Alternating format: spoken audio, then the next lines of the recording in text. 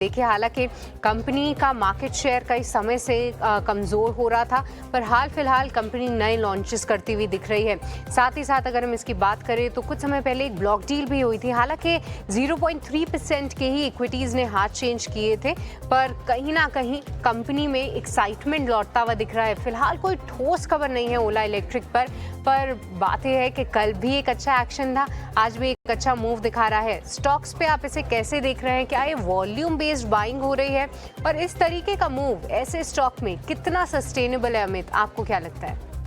Overall हम देखें यहाँ से तो जो ऑटो स्पेस हम देखें तो कम्प्लीटली ऑटो स्पेस पिछले 3 दिन से अच्छी खासी एक बाइंग में बना हुआ है। ओवरऑल हम देखें यहाँ से तो अपसाइड में 54 का एक ब्रेकआउट लेवल आते हुए देखने मिला। 54 के ऊपर ओला जैसे ही क्लोजिंग दे रहे थे, एक राउंडिंग फॉर्मेशन का यहाँ से पैटर्न कन्वर्ट होते हुए देखने मिलेगा, जहाँ से और बाइंग बनते हुए देखने मिल सकती है। और पिछले 2 दिन के अंदर हमने देखा तो वॉल्यूम भी अच्छा खासा बढ़ते हुए देखने मिले। तो मैं कहूँगा लॉन्ग की पोजीशन क्रिएट कर सकते हैं। 47 का स्टॉप लॉस लगाकर चलना चाहिए। 47 का स्टॉप लॉस लगाकर हम देखें तो अपसाइड में 54 का पहला टारगेट रहेगा, और 54 के ऊपर जैसे काउंटर क्लोजिंग दे रहा है तो यहाँ से काउंटर 64 से 68 के रेंज में भी जा सकते हैं। बट जो भी लॉन्ग की पोजीशन क्रिएट करनी चाहिए या क्रिएट करनी है तो 47 का स्टॉप लॉस लगाकर करना चाहिए।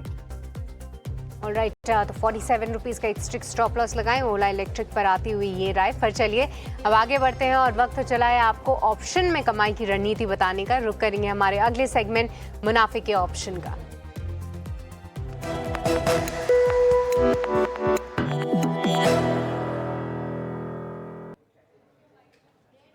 तो आज आपको मुनाफे के ऑप्शन की रणनीति बताने के लिए हमारे साथ लक्ष्मीकांत शुक्ला जी जुड़ चुके हैं।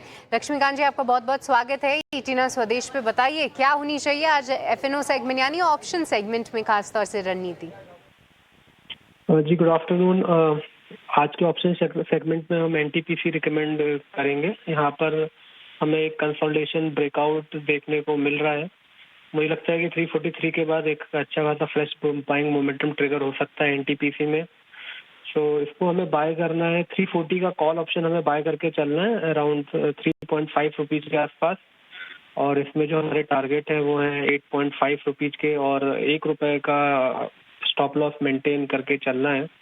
ओवरऑल लॉट साइज को देखते हुए जो मैक्सिमम रिस्क बनता हुआ नजर आ रहा है इस स्ट्रेटजी में वो आ रहा है 3750 रुपीज़ का। और अगर टारगेट अचीव होते हैं तो देन 7500 का मैक्सिमम रिवॉर्ड रहेगा। ऑलराइट, एनटीपीसी यहाँ पर आप ट्रेड ले सकते हैं कॉल ऑप्शन के जरिए। इससे जुड़े स्टॉप लॉस और टारगेट भी आपकी स्क्रीन पे दिए गए हैं। और हाँ, काफ़ी समय बाद एनटीपीसी या फिर यूँ कहें कोई पीएसयू बैंकिंग को छोड़ के रेडार पे आया है, जो कि एक अच्छा मूव भी दिखा रहा है। डे हाई पे है ये स्टॉक और यहाँ पर एफएनओ यानी ऑप्शन के जरिए भी आप इस पर ट्रेड ले सकते हैं। लक्ष्मीकांत जी, आपको बहुत बहुत शुक्रिया आज ये कॉल बताने के लिए। पर जी हाँ, आपको ये भी बता दें कि एफएनओ सेगमेंट में 10 में से 9 लोगों को नुकसान ही होता है, और ऑन एन एवरेज ये नुकसान 1 लाख रुपए का होता है, और साथ ही अन्य चार्जेस भी लगते हैं। तो इसको ध्यान में रख कर ही आप ट्रेड लें अगर आप इसमें ट्रेड ले रहे हैं तो।